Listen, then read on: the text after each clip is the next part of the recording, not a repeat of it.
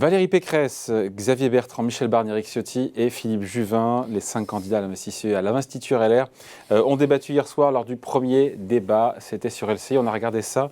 Et vous aussi, j'imagine, Jean-Marc. Bonjour Jean-Marc. Bonjour David, bonjour. Jean-Marc Vittori des Échos. Qu'est-ce qu'on se dit quand on a de la petite musique d'ensemble qui ressort de ce débat? J'ai trouvé que François Fillon avait pris un coup de vieux hier soir, il n'était pas là, même s'il a été... Non mais son programme, je veux dire son programme, quand on repense au programme LR, en tout cas de François Fillon pour 2017, 500 000 fonctionnaires de moins, équilibre budgétaire, là on est... la crise est passée par là. La crise est passée par là et puis on n'avait pas les mêmes pointures. Si vous vous souvenez des débats de la primaire dans le camp républicain il y a 5 ans, on avait 2 anciens premiers ministres, un ancien président, on avait même des gens qui avaient été au pouvoir, qui savaient ce que c'était que l'exercice du pouvoir. Là, on sentait des gens qui étaient loin de la pratique du pouvoir, même s'il y avait d'anciens ministres, mais c'était pas au même niveau. On avait 2 présidents de région, j'ai trouvé qu'il n'y en avait qu'un qu'on sentait vraiment aux manettes, les autres, ils en parlaient en étant tout de même assez loin, encore une fois, de la pratique du pouvoir. Et donc voilà, ils ont marqué leur différence.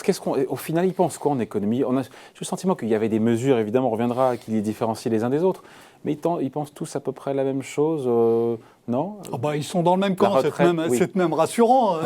Donc vous savez, il y a des gens qui trouvent que 50 nuances de gris, c'est excitant. Hier, on a plutôt eu 5 nuances de bleu, et c'était pas très excitant, mais c'est normal, ils sont même un petit peu sur la même ligne.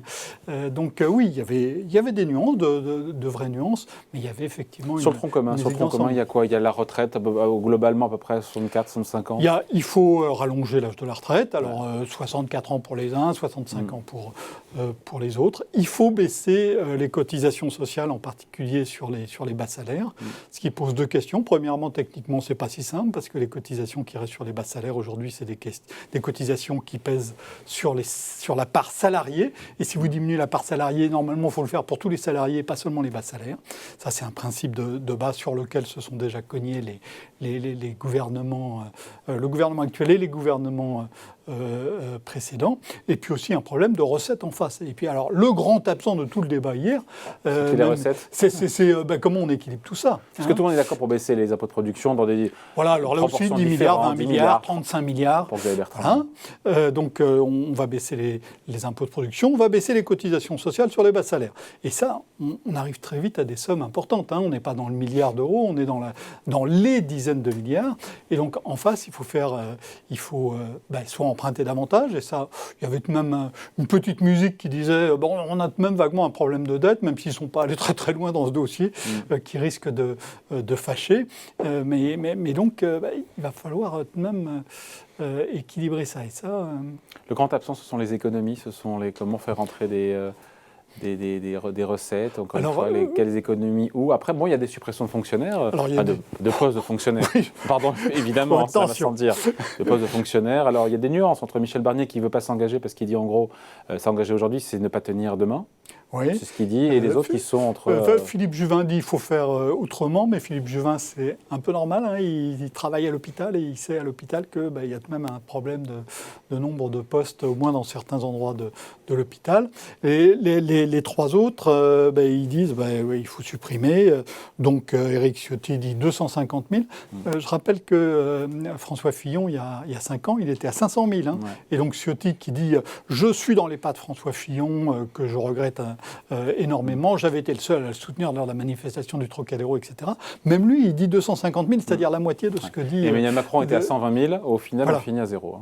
Et donc, et Valérie Pécresse et Xavier Bertrand sont tous les 2 à 200 000, mais ils donnent un chiffre global, exactement d'ailleurs comme l'avait fait Fillon il y a 5 ans, sans avancer un tant soit peu sérieusement sur les moyens, sur où est-ce qu'il va falloir le faire. Alors Valérie Pécresse a essayé un peu de le dire, Valérie Pécresse, et c'est normal parce que c'est le travail c'est l'un des travaux qu'elle a réussi à faire à peu près correctement dans la région Île-de-France, où il y a eu une vraie restructuration, une vraie réflexion de fond sur l'organisation des moyens au sein de la région.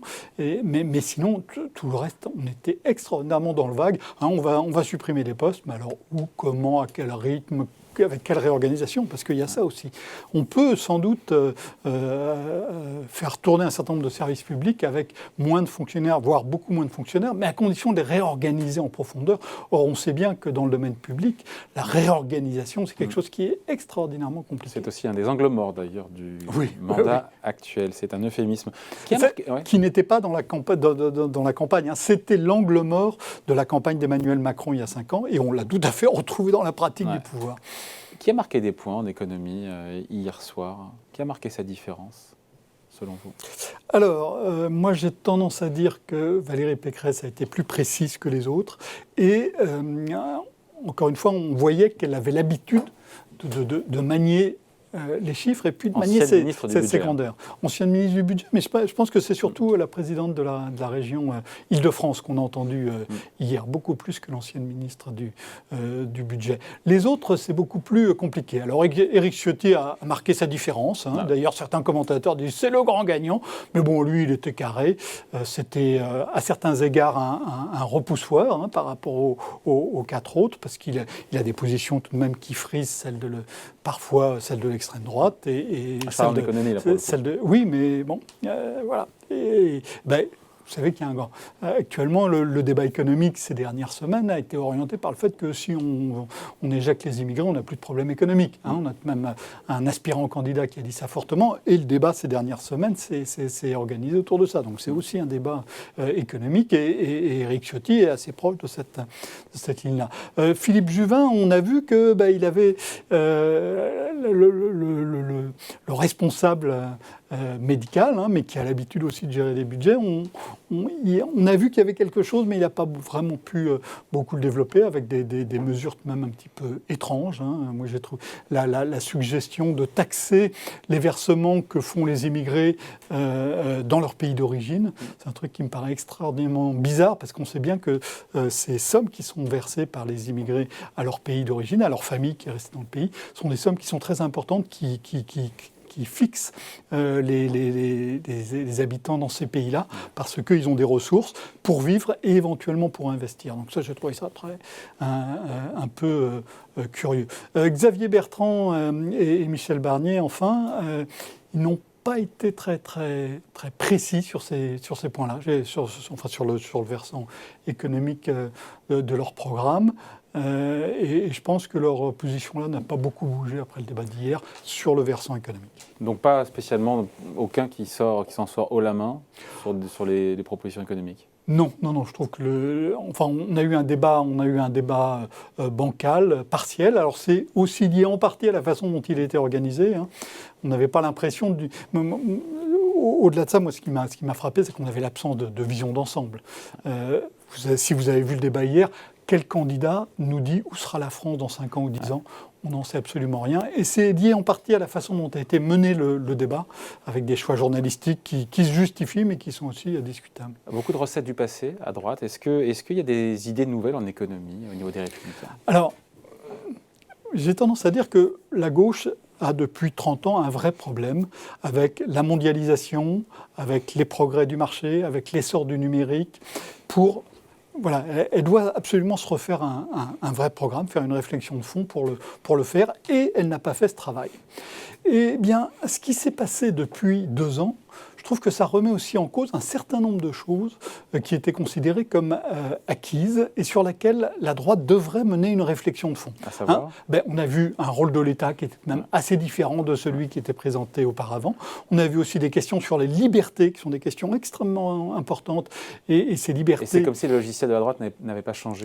Je pense que la crise de ces 2 dernières années a révélé que les idées, le programme assez classique de la droite, il méritait un sérieux aggiornamento.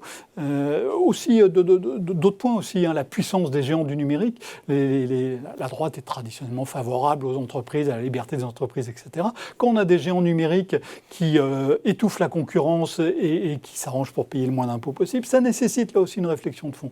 Je trouve qu'il y a un certain nombre d'événements qui sont passés depuis 3, 4, 5 ans qui montrent qu'il faut mener une réflexion de fond sur ce qui est un programme programme de droite aujourd'hui. Donc il faudrait le mettre au goût du jour, le réactualiser au regard des nouveaux enjeux. C'est pas le mettre au goût du jour, c'est le réfléchir, le remanier en profondeur par rapport à un 21e siècle qui va être très différent du 20e siècle. C'est vrai pour la gauche. Ce qui s'est passé depuis ces 2 ou 3 dernières années montre que c'est vrai aussi pour la droite. Et ce travail intellectuel n'est pas fait, et en particulier en France. Donc en gros à droite, peut-être à gauche aussi, on n'a pas bossé pendant ces années. Ça fait des décennies. Ça fait des décennies qu'on ne travaille pas. La gauche, le dernier vrai travail intellectuel, il était fait à l'époque de Michel Rocard. Je ne sais même pas si vous étiez né, enfin si, mais bon, à peine.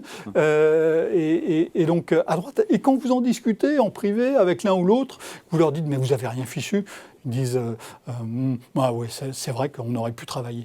Évidemment, au public, ils disent tous l'inverse. Mais voilà, il y a une vraie absence en France, et là, c'est une vraie spécificité française.